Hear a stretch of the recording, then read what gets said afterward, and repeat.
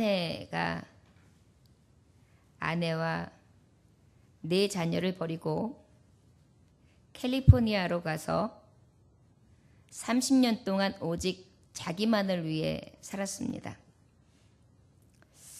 텍사스에 있는 사람이 네 자녀가 있는데 자녀를 버리고 캘리포니아로 가서 30년 동안 오직 자기만을 위해서 살았습니다.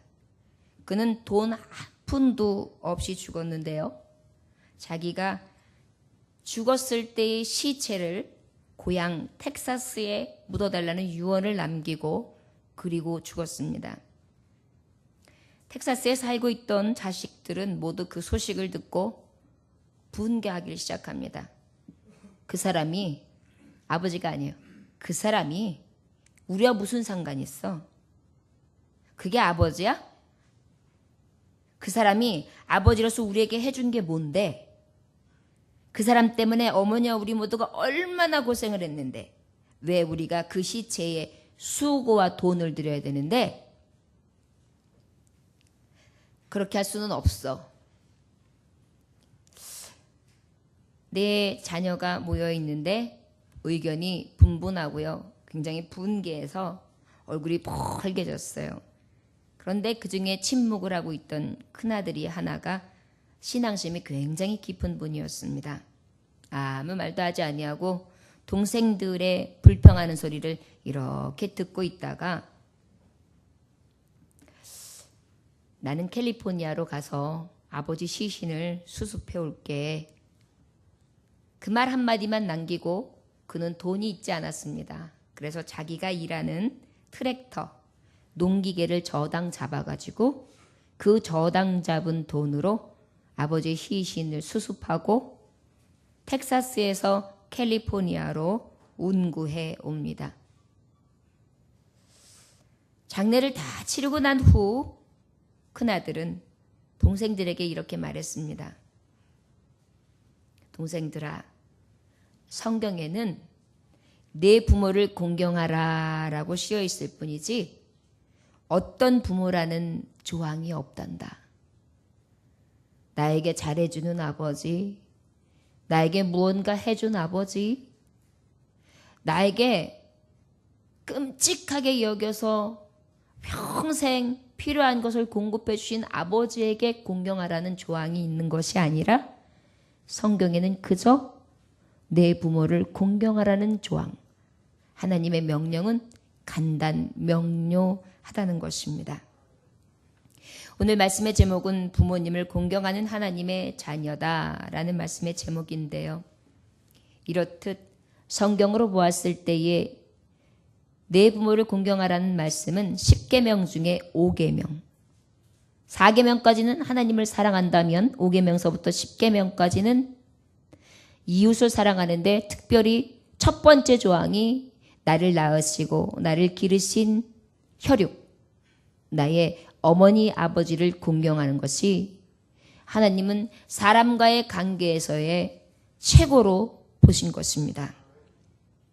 이 말씀은 달리 말하면 이 조항은 해도 되고 말아도 되는 것이 아니고 아버지의 어머니의 어떤 공로로 되는 것이 아니라 나를 낳게 하신 부모님이고 나를 있게 하신 부모님이라면 공경하는 것이 마땅하다는 것입니다.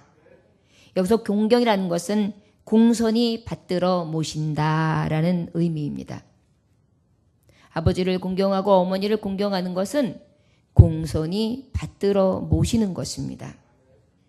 저 여러분, 내 아버지와 내 어머니는 돌아가셔서 이제 나는 고아입니다. 그러면 나는 부모가 없으니까요. 그럴까요, 여러분? 우리는 육신의 부모님을 통하여 하나님 아버지, 내가 부르는 영원한 나라에서 함께 하실 내 아버지, 그 아버지를 보게 하시는 것입니다. 하나님을 경외하고 하나님을 공경하고 하나님을 사랑하는 것은 조건도 아니고 당연한 것이고 우리에게 주신 계명인 것이고 자녀가 마땅히 행해야 될 거라는 것을 우리 성경은 너무나 확실하게 말씀해 주시고 계십니다. 오늘 보면 말씀 신명기 5장 16절에 보니까 너는 내 하나님 여호와께서 명령한 대로 내 부모를 공경하라. 그리하면 내 하나님 여호와가 내게 준 땅에서 내 생명이 길고 복을 누리리라. 이렇게 말씀하고 있어요. 저와 여러분, 부모님을 공경하는 하나님의 자녀에게 하나님은 오늘 두 가지에 대한 약속을 분명하게 주십니다. 바로 무엇입니까? 내 생명이 길고, 내게 준 땅에서 내 생명이 길고 복을 누리리라. 이것은 바로 무엇이냐면 내 땅이 어디 있습니까? 우리 성도들은 지금 살고 있는 이 땅, 이 생, 그리고 이제 영원히 살 내 생, 하나님의 나라, 영원한 천국 그 땅이 있죠. 여기서 하나님은 부모를 공경하는 자에게, 부모를 공경하는 자녀에게 그 땅에서 어떻게 해요? 생명이 길게 해주신대요. 이게 뭐냐면 영생을 보장해 주신다는 것입니다. 그리고 이 땅에서도 또한 장수를 보장해 주신다는 것입니다. 여러분, 효부들이나 효자들을 보면 대대로 이어서 부모님을 모시는 분 보면 어머니가 100세예요. 그런데 아들이 80세가 모시는 경우들이 참 많습니다. 여기서만 봐도 우리가 입증할 수가 있어요. 부모님을 공경하는 자에게는 하나님께서 생명을 길게 해 주신다. 그런데 더 감사한 것은 우리가 짧은 인생, 유한한 인생에서 기름은 별로 의미가 없어요. 그런데 우리가 가장 큰 기쁨이 되고 소망이 되는 것은 영원한 생명의 그 나라에서 영생을 누리는 길이 부모님을 공경하는 길이라는 것을 오늘 성경을 통하여 우리에게 말씀해 주시고 계십니다. 내 생명이 길고 복을 누리리라. 여기서 복은 뭘까요? 우리가 복하면 어떤 게 생각나죠? 형통한 것. 형통의 뜻이 어떤 것입니까? 삶에서 누리는 좋은 것, 만족할 만한 행운, 거기서 얻는 행복, 그리고 배당되어지는 몫이 분명하게 떨어지는 것. 이거를 형통이라고 해요. 그러다 보니까 부모님을 공경하면 분명하게 떨어지는 것이 있다는 것입니다. 삶을 누리는 데 있어서 좋은 것이, 만족할 만한 것이, 거기서 얻는 행복이 분명하게 있다는 것입니다. 이것이 성경이 우리에게 주시는 약속입니다. 저 여러분, 부모님을 공경한다는 소리는 귀에 딱지가 않도록 들으신 분도 있고, 요즘 세대에는 좀 안타까움이 있습니다. 예전에는 할머니가 계시고 할아버지가 계시고 큰 집에서 오시고 삼촌이 오시고 위도른들이 계속 오셨어요. 일가 친척들이. 오시니까 조그만 윗분만 있고 할머니만 모시면 오셔가지고 하시는 얘기가 다 예의범절에서 말씀해 주시고, 위도른 공경에 대해서 말씀해 주시고, 예의범절이 어긋나면 혼돈해 주시고, 그리고 어떻게 사는 길이 축복인지에 대해서 앉혀놓고 알아듣든 못 알아듣든 전해주셨어요. 그리고 네가 무슨 성씨에, 무슨 파에, 무슨 학렬에, 대도에 어떤 손에 있는데 윗주에는 누가 계셨고 뼈대가 엄청 있는 집이다. 그러니까 그 뼈대 있는 집안의 사람처럼 잘 그렇게 자기의 신분을 드러내야 된다. 이런 얘기들요 어른들이 항상 해주셨어요. 그러다 보니까 말대답도 잘 못했고요. 어려워할 줄 알고요. 공경하는 것이 그냥 몸에 배어 있어요. 그러다 보니까 항상 존대하는 것은 배어 있고요. 그 다음에 내가 기분 나쁘다고 해서 입이 대빨 나와 있고 그거 어디가 어른들한테 있어요. 어른들은 그런 거 안 통해요. 네 기분이 그래도 어른들 앞에서 어떻게 해야 돼요? 안녕하세요. 공손히 인사해야 돼요. 친절하게. 저는 그래도 다행인 것이 그런 할머니, 그런 윗어른들을 굉장히 많이 탔어요. 어렸을 때. 그래서 공경, 윗어른, 부모님, 그 다음에 형제 우애 이런 것들에서 굉장히 많이 교훈을 받고 살았습니다. 근데 요즘 세대들은 제 자녀들만 해도 부모님을 공경해라. 부모님한테 예의범절 잘 지켜서 깍듯이 해라. 우더들한테 제대로 잘 받들어 섬겨야 된다. 이런 얘기 1년에 몇 번이나 할까요? 몇 번 없어요. 그런데 너무 감사한 것은 성경을 통해서 이 어버이 주일을 맞이하고 또한 이렇게 함께하는 말씀을 이렇게 보다 보면 정말 우리가 마땅히 알아야 될 지혜의 근본, 지식의 근본, 그리고 우리가 살아가야 될 가장 마땅한 도리에 대해서 성경은 늘 가르쳐 주신다는 것입니다. 그래서 예수님 믿는 사람이 다른 이유가 뭐냐면 근본을 배우기 때문이에요. 사랑의 근본, 그 다음에 예의의 근본, 그것이 다 공경, 늘 봉선이 받들어 모시는 데서 있다는 것. 심지어는 성경은 어떻게 합니까? 윗어른뿐만이 아니라 낮은 자를 겸손하게 섬기라고 가르치고 있어요. 성경만큼 예의범절이 깍듯한 성경이 없어요. 여러분, 어떤 사람들은 서양 귀신이 들어와가지고 서양 신들을 데려와가지고 이 성경이 사람들 버렸고 이런 것들을 통해서 그렇다고 어떤 분들은 알지도 못하고 얘기해요. 유교 사상, 그 다음에 불교 사상이 굉장히 철학이 위에 있는 줄 알아요. 근데 그 어떤 것보다 높이 있는 것이 성경이거든요. 이만한 사랑이 없고 이만한 공경이 없고 이만한 낮아짐이 없고 이만한 공손이 없어요. 성경을 모르기 때문이에요. 저 여러분, 부모님을 공경하는 하나님의 자녀, 하나님은 분명히 약속해 주셨습니다. 생명이 길 것이다. 내가 너를 형통케 하리라. 저를 따라하시기 원합니다. 하나님 아버지, 위로는 하나님을 공경하고 아래는 내 부모님을 공경하여 하나님이 주시는 생명과 형통의 복을 받게 하여 주옵소서. 너무나 좋은 것은 뭔지 아십니까? 부모님이 살아계시다면 여러분, 기회가 굉장히 많은 거예요. 여러분들이 지금서부터 하면 어때요? 지금까지 형통하지 않았던 거, 지금까지 건강상의 문제가 생기고 여러 가지 장소에 문제 생겼던 것들이 우리 집은 대대로 지금요 아버지가 빨리 돌아가세요.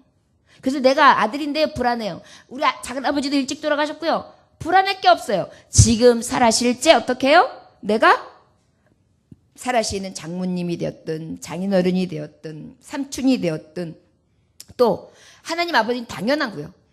또 그 외에 여러분 형제자매가 무엇입니까? 우리 교회에서도 이제는 윗어른들이 공경할 분들이 굉장히 많아요. 이런 것들이 다 기회가 되는 것입니다.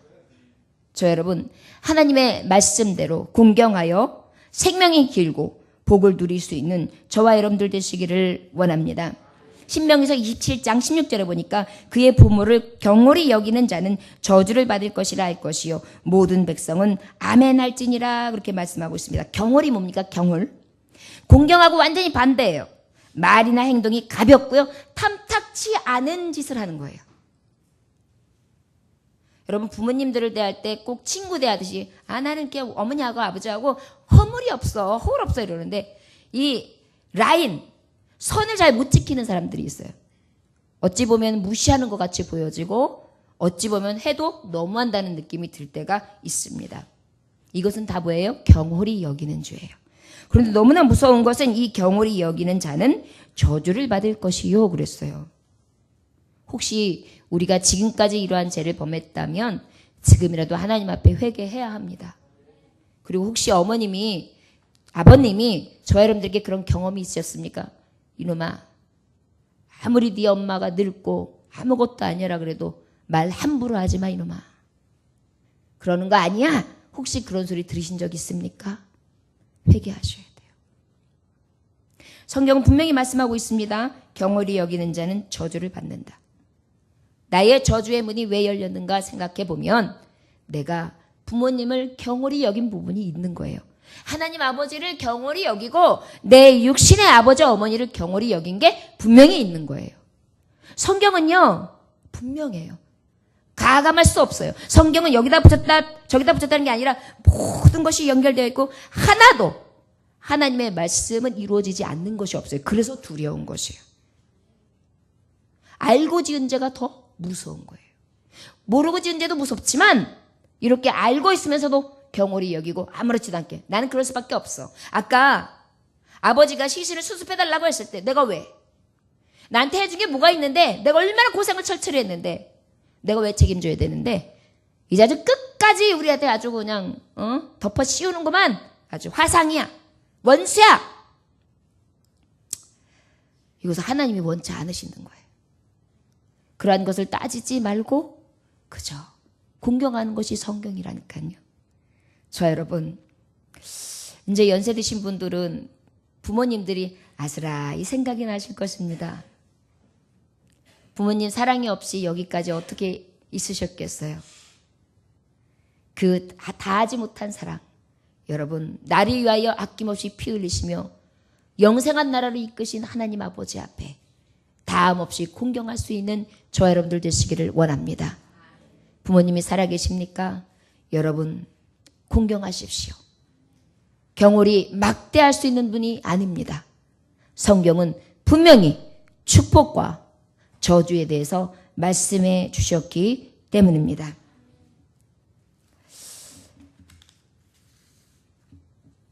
두 번째로는 부모님을 그러면 어떻게 공경해야 할까? 도대체 우리가 부모님을 공경하라고 하는데 성경은 우리에게 어떻게 공경하라고 하시는가? 구체적으로 두 가지를 볼 수 있습니다. 잠언서 23장 25절을 보니까 내 부모를 즐겁게 하며 너를 낳은 어미를 기쁘게 하라. 즐거운 게 뭐냐면 마음에 거슬림이 없이 흐뭇하게 해드리는 거예요. 저를 따라 하시기 바랍니다. 우리는 하늘아버지와 내 육신의 아버지를 즐겁게 합시다. 마음에 거슬림이 없이 흐뭇하고 기쁘게 해드립시다.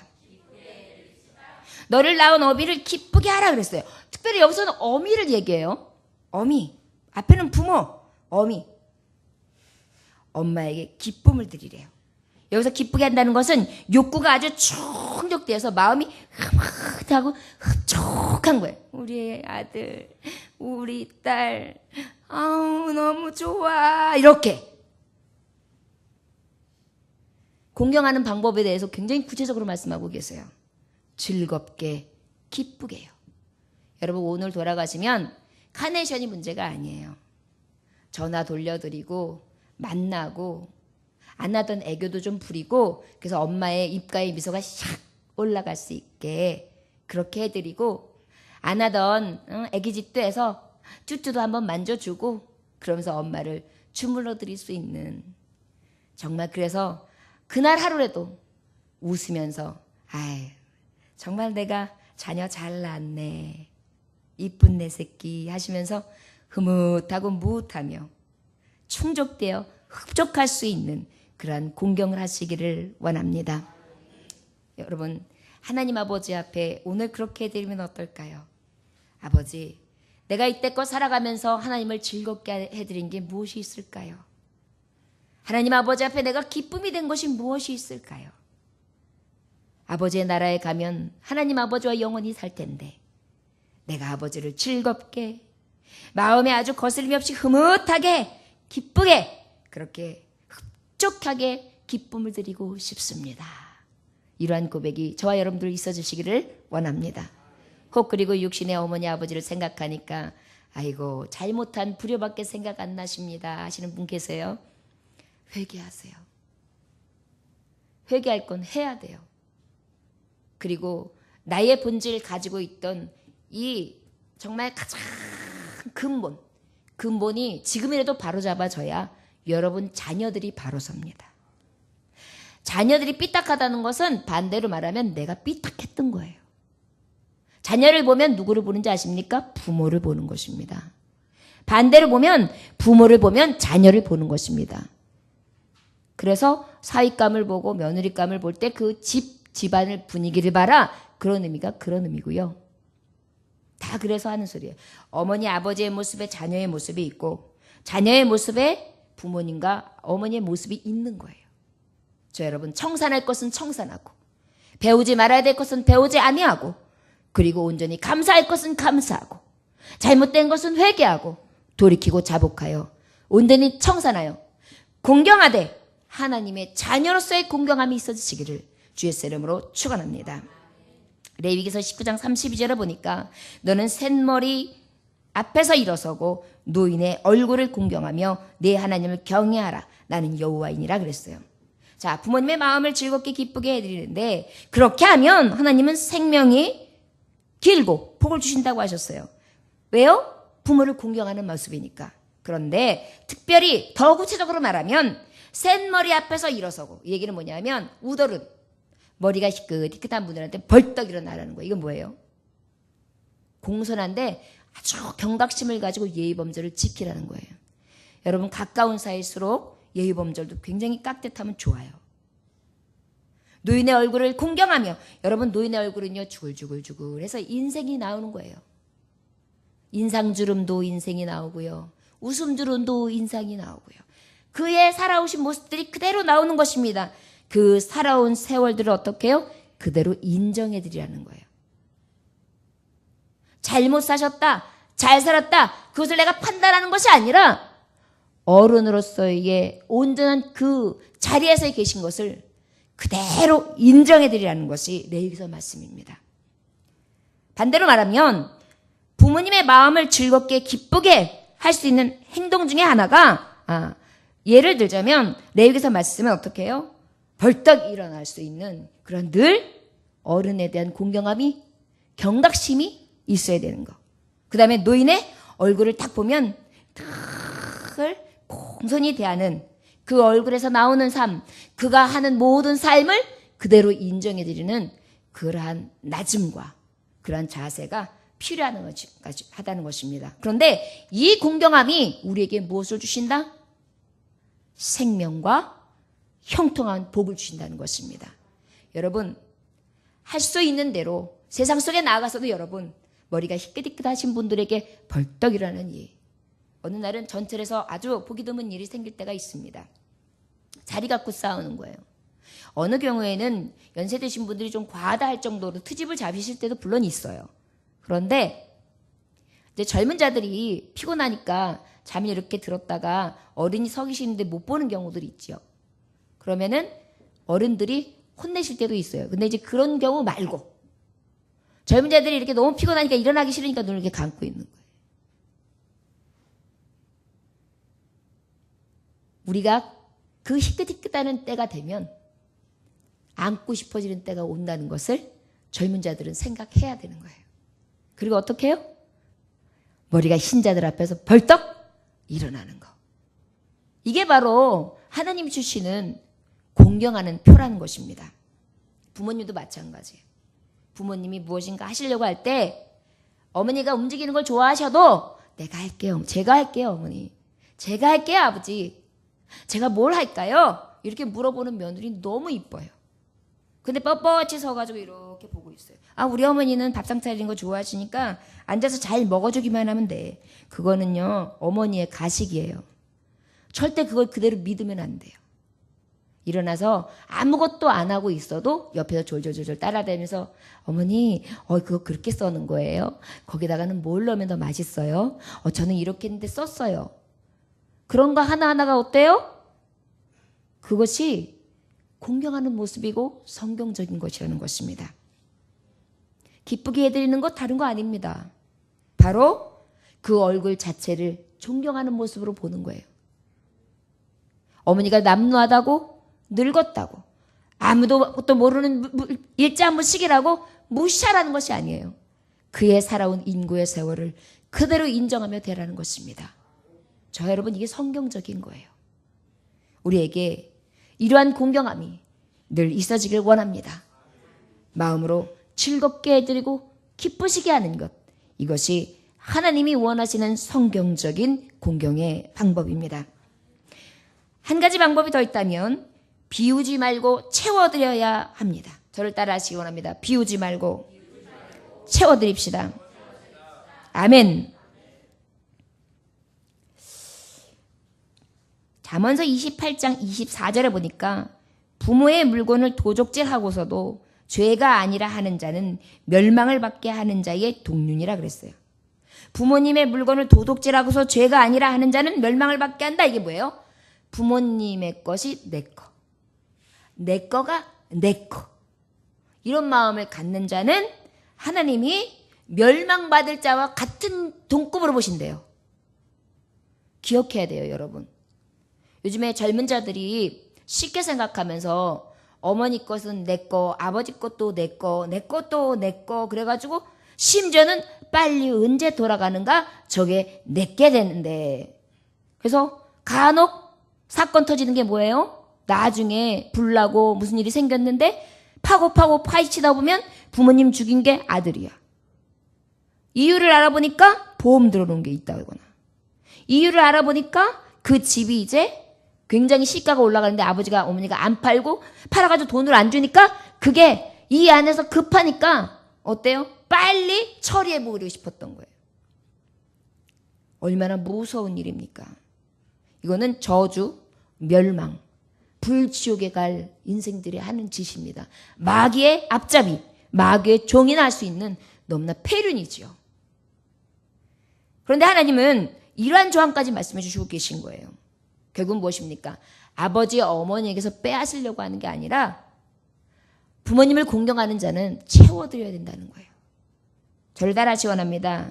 비우지 말고 채워드립시다. 비우지 말고 채워드립시다. 어떤 목회를 마치고 정년이 되어 은퇴하시는 아버지에게 보낸 아들의 축하 글이 있었는데요. 너무나 잔잔한 감동을 끼치고 있습니다. 인터넷 사이 댓글들이 막 달리다가 나중에는 이 축하의 글이 너무나 잔잔한 감동이 있어서 2010년 12월 26일 조선일보에도 올라가는 보도되었던 그러한 글입니다. 이 글은 한국의 요즘 사람 말고요. 요즘 목회자들 말고요. 요즘 목회자들은 그냥 나이롱이에요. 저만 해도. 정말 어려운 시절을 겪고 오신 목회자들이요. 한국 목회자들과 그의 가정이 어떤지를 정확하게 알 수 있는 글이었습니다. 아버지가 이제 은퇴하시는 거예요. 아버지가 70이 되셔서 목회를 하시다가 수많은 독자들에게 부모로서 자녀에게 끼치는 영향력이 어떤 것인지 본이 되었던 글입니다. 라고 시작해요. 우리 아버지는 못하는 설교를 뒤로하고 27년 동안 교회 청소와 화장실 청소를 하신 설교 전문 목회자가 아닌 미화 전문 목회자였던 나의 아버지. 장단 맞춘다고 27년간 교회의 부엌 일을 하셨던 어머니. 그분들이 이제는 자랑스럽다. 나는 아버지, 어머니란 말로도 가슴 벅차다. 옛날 부산의 명문이었던 경남중학교에 합격하고도 가난한 환경 때문에 나는 진학을 포기했었던 일. 생활비 10,000원 남짓된 돈으로 5가족이 살아야 했던 이야기. 원인 모를 설사병으로 죽음 직전까지 가야 했던 이야기. 주스를 먹고 싶다고 아버지한테 애원하니까 아버지께서 아들에게 설탕물을 주었던 아버지. 고등학교 졸업할 때까지 한 번도 가족끼리 삼겹살 외식도 못한 가족사를 담담하게 전했다. 그리고 그는 말을 이었습니다. 유창한 설교로 교회를 부흥시키는 목사님이 되기를 바란 적도 있었지만 아버지는 항상 평범한 설교를 하는 조그만 교회의 목사로 27년을 지내셨습니다.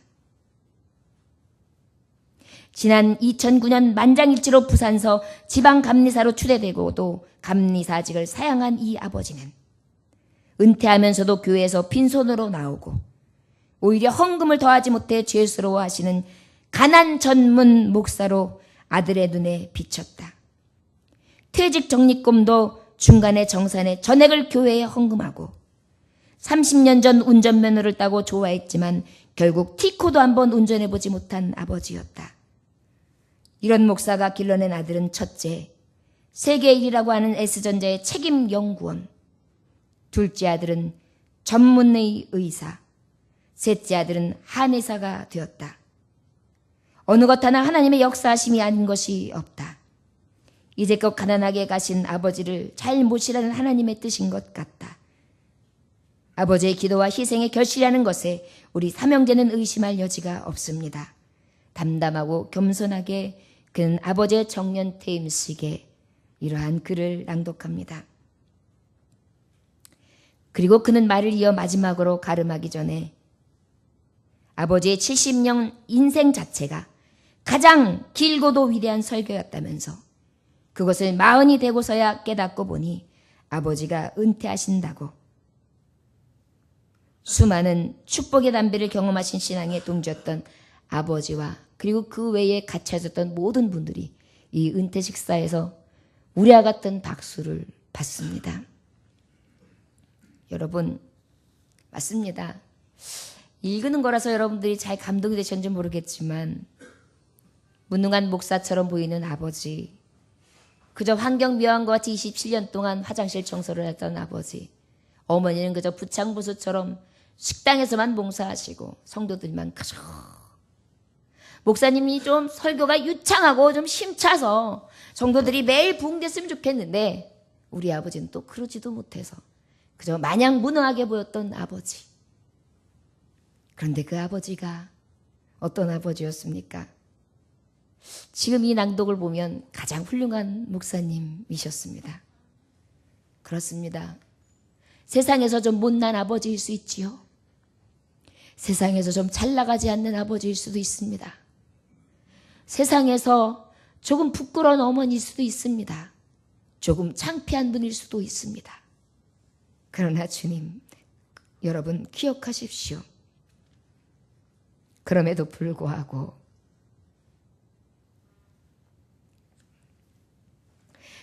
우리는 그 자체를 이해해드리며 이제는 그만 그분에게서 자꾸 비우는 것이 아니라 채워드릴 수 있는 진정한 공경을 하는 자녀가 될 줄 믿습니다. 여러분, 이제 하나님 아버지 앞에 주십시오, 주십시오. 매일 비워달라고만 하지 마시고 채워드리는 철들은 자녀가 되시기 원합니다.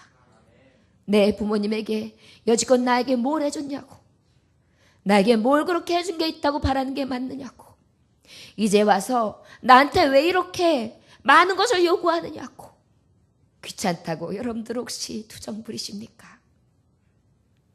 부모님을 공경하십시오. 그리고 부지런히 비워드리지 말고 채워드리십시오. 마음은 즐거움으로 기쁨으로 채워드리고 필요한 것을 날마다 공급해드리며 생각 속에 공허한 것들을 채워드릴 수 있는 진정한 부모를 공경하는 성경 속에 있는 하나님의 자녀들이 되시기를 주 예수의 이름으로 축원합니다. 한 어머니가 있었습니다. 그 어머니는 미국에서 미시시피 주에서 세 자녀를 키우던 어머니였습니다. 이름은 니키라는 분인데 이 니키 씨는 아침이 됐는데 이상하게 미시시피에서 흐르는 바람이 영 이상한 거예요. 심상치가 않아요. 그래서 갑자기 집이 통째로 흔들리는 느낌을 받습니다. 그래서 아침 일찍 아이들을 막 흔들어 깨워요. 그래서 어떻게 합니까? 아이들을 안전한 것으로 대피를 시키고 그래도 불안하니까 집이 흔들리니까 매트리스를 해부합니다.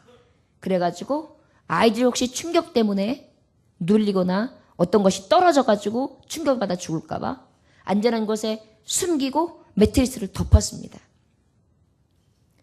그리고 난 다음에 매트리스를 덮어놓고 그 엄마도 피했으면 좋았을 텐데 엄마의 생각은 피하려고 보니까 매트리스도 불안한 거예요. 그러다 보니까 3남매를 넣어놓고 매트리스 위에 올라갑니다. 그리고 매트리스가 움직이지 않도록 우리 아이들에게 어떤 것도 때려져서 깔리지 아니하도록 생명을 불사하면서 매트리스 위에 딱 누워있는 거예요.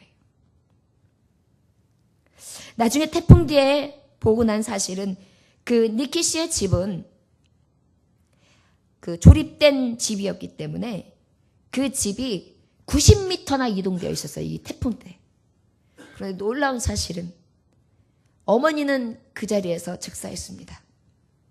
아이들은 거의 다친 것이 없이 매트리스 밑에서 안전하게 큰 부상 없이 살아남아서 그렇게 구조가 됩니다. 모종이 얼마나 위대한지 알려주는 이 이야기, 미국에서 CBS 방송을 비롯해서 언론들에 대해서 특별되었고요. 니키 씨의 사랑은 이렇게 한 줄로 정리되었습니다. 태풍조차 이기지 못한 위대한 사랑. 어머니의 사랑, 아버지의 사랑이 얼마나 위대한지요. 어떠한 위협이 닥친다 할지라도 끊을 수 없는 사랑이라는 것을 이 미키시를 통해서 우리는 알 수 있습니다. 우리는 이러한 사랑만 받았습니다.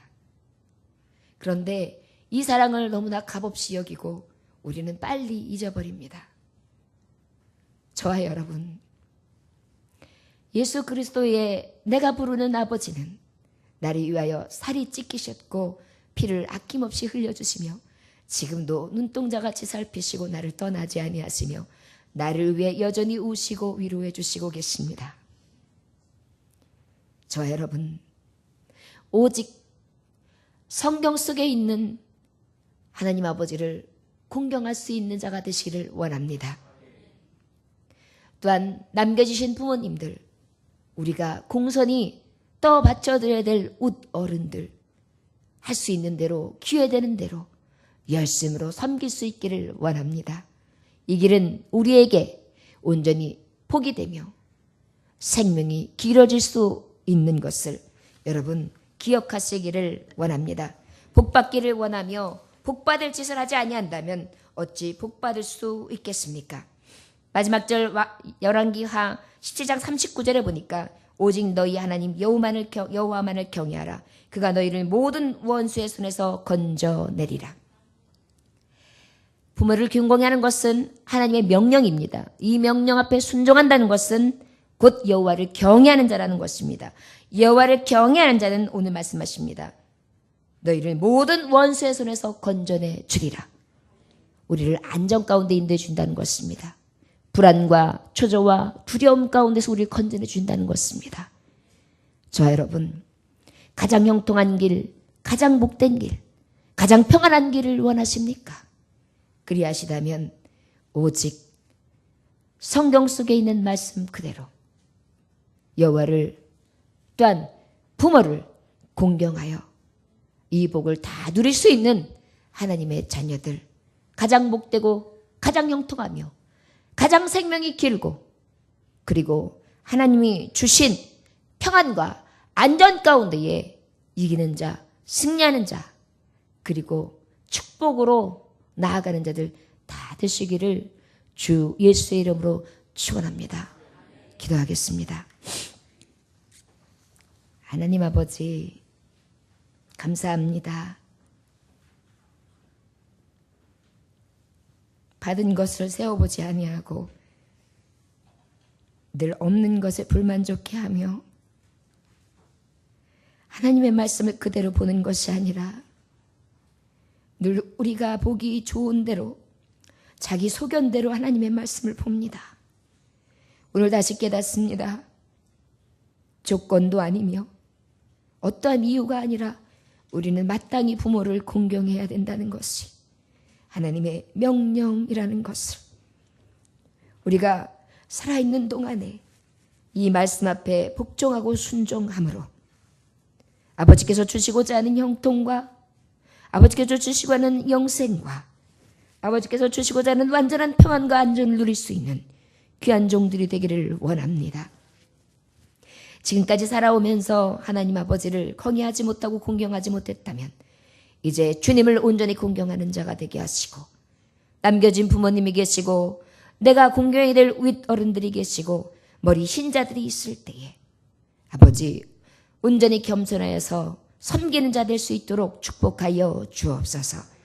오직 하나님의 말씀 앞에 순종하는 심령 되기를 원하오며 예수님의 귀하신 이름 받들어 기도 올려나이다. 아멘.